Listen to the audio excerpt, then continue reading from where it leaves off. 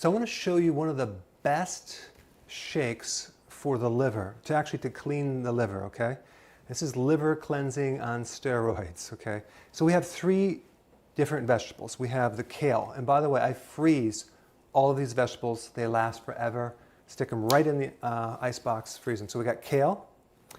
We have beet tops, okay? I cut the tops of the beets, I freeze them. Beet tops have 1,300 milligrams of potassium per cup. This is 500 milligrams, so it has massive amounts of potassium. It's good for the liver, gallbladder, a lot of iron, okay? Then we have parsley. It's frozen, okay? The parsley is way higher than vitamin A than the kale. So it has tremendous vitamin A, magnesium, zinc, it has potassium, very, very bitter. So all these are very bitter. So I put mainly kale, some beet tops, and parsley. And I fill it up almost to the top with water, but it's floating, so it's kind of going over. So I'm going to blend this. Now here's the problem. This is very hard to drink, so we're going to have to offset that bitterness with, we have to camouflage it with something a little bit sweeter. Now if your metabolism is slow, okay, then you might want to use this liquid stevia. It's berry flavored liquid stevia, okay? So some people don't like the taste of stevia, so, but if you do, this would be a good, like 10 drops, okay? The other option is the kale shake, berry flavored. Put a scoop in there, and it won't taste bitter anymore. It takes that bitterness out. So this is good, but for the average person that has an okay metabolism, or for kids and things, you can use a little bit of berry. I have blueberry and strawberries frozen. I'll put those in here, okay? And I'm going to blend this. So you can see the color is brown because you're mixing green and red from the beets, okay? So we're going to take that, talk about enzyme rich.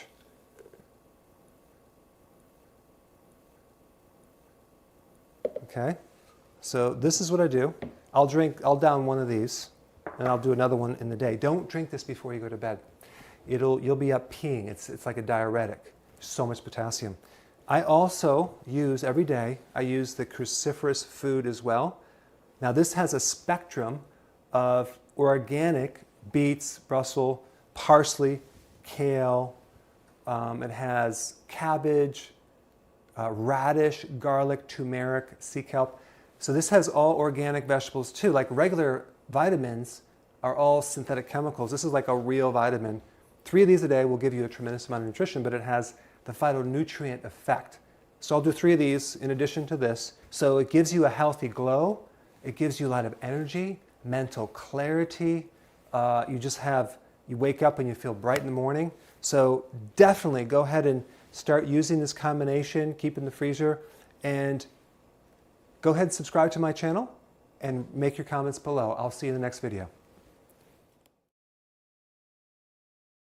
You know, when you look around at the difference between men and women, one big difference is where they hold their fat. So with women, they have more what's called subcutaneous fat, the superficial layer underneath the skin. And they have more deposits of fat in what is called the gluteofemoral. And that's the buttocks, the hips, because femur, that's in your thighs. And then you have gluteal, which is the butt area and it wraps around the hips. But with men, they don't really hold their fat as much subcutaneously. They hold it more viscerally in the gut, right? And what determines where they hold the weight is the level of estrogen they have. As far as the risk factors to other problems, believe it or not, the subcutaneous fat, which is caused by estrogen, is more protective against some of these metabolic diseases. Visceral fat is way more dangerous because it puts you at risk for heart disease, diabetes, inflammation, insulin resistance, a fatty liver, and metabolic diseases, which is diabetes, high blood pressure, etc. And so women have less risk factors for getting all these conditions due to the amount of estrogen until they reach menopause, where this risk factor then is now equal to a man. Why? Because of the drop in estrogen. Now your fat tissue, called adipose tissue, is glandular. It produces hormone. It is a storage for fuel. It has many other functions. And so when you get insulin resistance, you can have insulin resistance of different tissues. You can have insulin resistance of your liver. You can have insulin resistance in your muscles, in your fat cells, which then can impair the function of your fat cell. Now, what's going to happen is now that fat cell is not holding or accepting the fat anymore. You get this spillover effect, which this fat then becomes something called ectopic, which means it no longer goes in the adipose tissue, it goes in other organs, around organs, in between organs. And then this causes more dysfunction in the gland. And it can also worsen insulin resistance. So you have insulin resistance, which increases insulin, which is causing more fat to be in your liver and other organs. And then you have the fat in the organs in the liver actually causing insulin resistance. So both of these situations are feeding each other. Now, if you read some of the research on this, they'll always recommend the solution being you need to lose weight, okay? And many times they don't actually mention going on a low-carb diet, which is quite interesting. They just focus on the losing weight. But if you try to lose weight without lowering your carbohydrates, you're not necessarily going to fully resolve this insulin resistance problem, because insulin is the main storage for fat. Insulin is the main hormone that determines whether you're going to burn fat or not, because when insulin goes up, your body is going to then prevent the loss or the burning of that fat. I wouldn't necessarily focus on just losing weight. I would focus on primarily getting your insulin down, fixing insulin resistance. To do that, the best way is to do healthy keto and intermittent fasting. And for that information, I put the link down below. Check it out.